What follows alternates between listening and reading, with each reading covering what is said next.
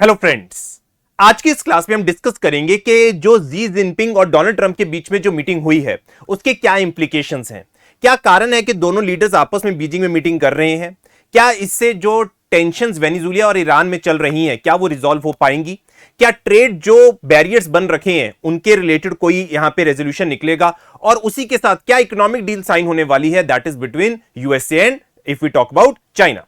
But इसी के साथ इस पर्टिकुलर पूरी जो मीटिंग चल रही है इंडिया बहुत क्लोज सर्कल से मॉनिटर कर रहा है, क्योंकि इंडिया के लिए ये मीटिंग बहुत ज्यादा इंपॉर्टेंट है, क्योंकि यहां से डिपेंड करता है कि इंडिया अपना नेक्स्ट जो डिप्लोमेटिक रिलेशंस है या फॉरेन रिलेशंस है दोनों कंट्रीज के साथ कैसे कंडक्ट करेगा। So let us try to understand the background and in detail discuss what this whole matter is all about. Now, when we try to discuss the Z-Trump dynamic, there has been a shifting global landscape.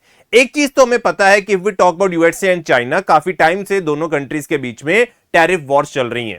दोनों countries एक दूसरे को accused कर रहे हैं और काफी बार अगर हम डोनाल्ड ट्रंप की बात करते हैं उन्होंने जी जिनपिंग को कॉल आउट किया है कि आप यहां पे टैरिफ का, या अगर हम बात करते हैं अपनी जो प्रोडक्ट्स है आप उनको डंप करते हो और मार्केट को डिस्टॉर्ट करते हो। बट यहां पे अगर हम पिछले कुछ एक साल से देखें तो रिलेशंस कुछ बेटर हुए हैं और वो स्टार्टिंग कहां से होती है? स्टार्टिंग होती है अक्टूबर 2025 में, जहां पे ट्रंप और जी की मीटिंग होती है बुसान साउथ कोरिया में। That was described as highly successful. Then April 2026 में जी इनवाइट करते हैं ट्रंप को बीजिंग में, signalling a potential detente amid crisis in Venezuela and Iran. अब फिलहाल की घड़ी में जो कोर एजेंडा है जिसके ऊपर मीटिंग हो रही है, जिसके ऊपर ये बीजिंग में मिले हैं, जैसे कि आपने सभी ने इमेजेस भी देखी हैं, वो है रेयर अर्थ के ऊपर, टेक गुड्स के ऊपर, ईवी मार्केट एक्सेस के ऊपर। दोनों साइड कोशिश कर रही है कि किस तरीके से हम इकोनॉमिकली रिकैलिब्रेट कर सके। अब एक चीज बड़ी इंपॉर्टेंट है, अगर हम ट्रंप की बात करते हैं तो यहां पे जो बेसिकली बीजिंग की गेम है, बीजिंग के अंदर बहुत ज्यादा हाई स्टेक्स है। As we can say Trump's China trip is driven by an urgent need for a headline victory to offset reputational damage from the Iran-Israel conflict and shore up support ahead of the midterm elections. Both leaders must accommodate each other domestic agendas, making this less a meeting of allies and more of a calculated transaction. देखिए यहां पे दोनों को एक दूसरे की requirement है और ये चीज बिल्कुल ये मीटिंग से हमें साफ साफ दिखाई दे रही है। दोनों कंट्रीज को एक दूसरे की सपोर्ट की रिक्वायरमेंट है और इस वजह से कहीं ना कहीं ये मीटिंग को ऑर्गेनाइज किया गया है ताकि जो ग्लोबल टेंशंस हैं, जो स्ट्रेट ऑफ हॉर्मुज बंद होने के कगार पे है, हम वहां पे ग्लोबल टेंशंस को रिजॉल्व कर सके। और उसी के साथ इन दोनों कंट्रीज के अपने खुद के नेशनल एजेंडास भी हैं जिनको वो रिजॉल्व करने की कोशिश कर रहे हैं। अब यहां पे एक चीज बिल्कुल सही है जो कि डोनाल्ड ट्रंप ने भी अंडरस्टैंड की है कि आप चाइना को कंसेशंस पहले तो अगर हम बात करते बहुत सारे देते थे, बट अब टैरिफ्स लगा के आप उनको सप्रेस नहीं कर सकते हो, क्योंकि चाइना के पास बहुत सारे डिफरेंट एंगल्स हैं जिसके थ्रू वो रीराउट कर सकते हैं और अपने ट्रेड को बरकरार कर सकते हैं। जैसे कि Trump tariff strategy severely underestimated China's depth of leverage within US business supply chains. Beijing has countered by routing goods through intermediary nations, dramatically reducing tariff exposure and blunting Washington's economic pressure. तो अब tariff लगा के आप उनको let's say if we talk about कि आप उनको suppress कर पाओगे, ये नहीं हो सकता।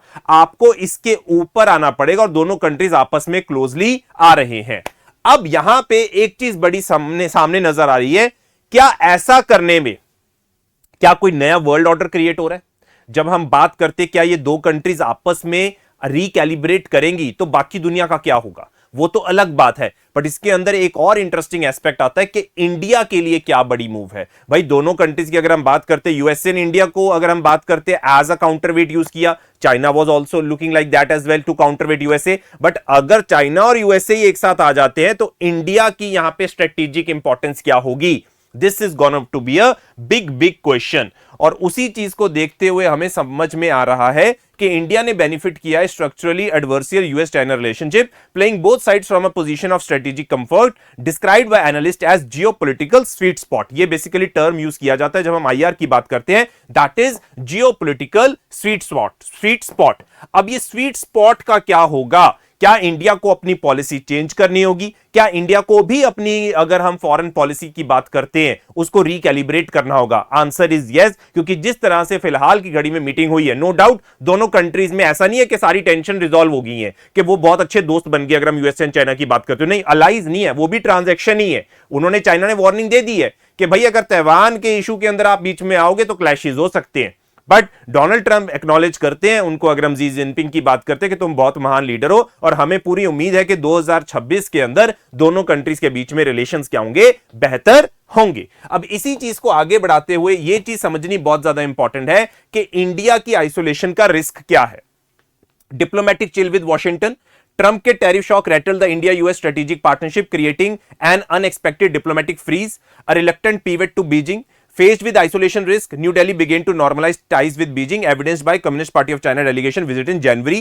Isolation trap, sustained Trump Z detente could leave India's diplomatically marginalized, caught between the two powers, no longer needing India as a counterweight. एक चीज तो बिल्कुल क्लियर है कि आपने भी देखा था कि जिस तरीके से यूएसए ने इंडिया के ऊपर टैरिफ लगाई, इंडिया का इमीडिएट रिस्पांस था कि यार हमने क्या करें, तो इंडिया ने अपने जो इश्यूज थे, बॉर्डर इश्यूज थे, उनको कम करने की बात करी, डिफेंस सर्कल्स में मीटिंग स्टार्ट करी इंडिया और चाइना के बीच में, और कोशिश करी किसी ना किसी तरीके से हम चाइना के साथ रिलेशन बेटर कर सके। ऑब्वियस सी बात है, तो यहां पे चाइना के साथ रिलेशन बेटर हो रहे हैं। बट ये जो ट्रंप और जी जिनपिंग की मीटिंग है ना, ये इंडिया के लिए एक नया चैलेंज क्रिएट करती है। अब ये जो नया चैलेंज है, अब इसको हम कैसे काउंटर कर सकते हैं? नए चैलेंज को काउंटर करने के लिए बहुत ज्यादा इंपॉर्टेंट है कि हमें पहले अजम्पशंस को शेड आउट करना होगा, अपनी इंटरडिपेंडेंस बनानी होगी। अब ये नहीं होना चाहिए कि हम उनके ऊपर डिपेंडेंट है, हमें अपनी खुद की इकोनॉमिक सेल्फ रिलायंस बनानी पड़ेगी और अपने आप की इंटरडिपेंडेंस ग्लोबल वैल्यू चेन में बनानी ही पड़ेगी। अगर हम ऐसा कर पाएंगे तभी आने वाले टाइम में हम कह सकते हैं कि हमारे पास वो एक लेवरेज है जिसको हम यूज कर सकते हैं, और ये एक बहुत इंपॉर्टेंट एस्पेक्ट है।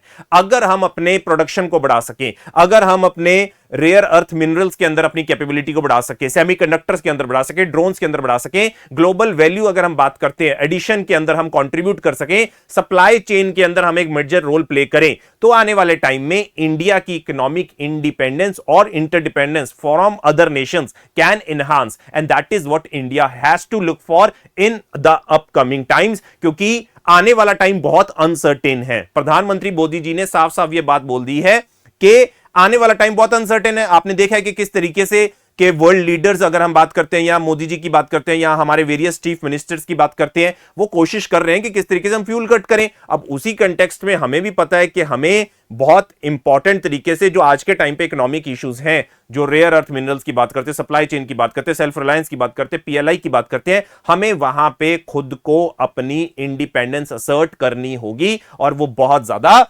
इंपॉर्टेंट है। हमें इंब्रेस करनी होगी इंटरडिपेंडेंस, एक्सपैंड करने पड़ेंगे खुद के lever, economic, technologic, diplomatic is the only durable strategy in this multipolar world. ये चीज बड़ी इंपॉर्टेंट है। ऑलरेडी बहुत सारी ऑर्गेनाइजेशंस हैं जहां से इंडिया मल्टीपोलैरिटी की बात कर रहा है, बट यहां पे इंडिया को अपने आप को रेलेवेंट बनाए रखने के लिए और अपनी as a positioning as a leader of the Global South, as a voice of the Global South, India has to make sure that it is spending on innovation, it is implementing environmental goals, it is implementing social goals, then only we can become the leader of the Global South and have the say in the world politics. So that is what is there when we talk about this whole Trump and Xi Jinping की जो meeting हुई है। एक तरह से allies की बात नहीं कर रहे हम, ट्रांजैक्शनल मीटिंग है। दोनों अपने इश्यूज को रिजॉल्व करने की कोशिश कर रहे हैं, जो डैमेज ऑलरेडी हो चुका है उसको कैसे रिजॉल्व किया जा सके, और जो ग्लोबल क्राइसिस है हम उसको कैसे रिजॉल्व कर सकते हैं। India is closely watching and monitoring this whole situation, and this is going to be very very important. And if you guys have any views, you can also let's say have your opinions in the comment box. Thank you so much.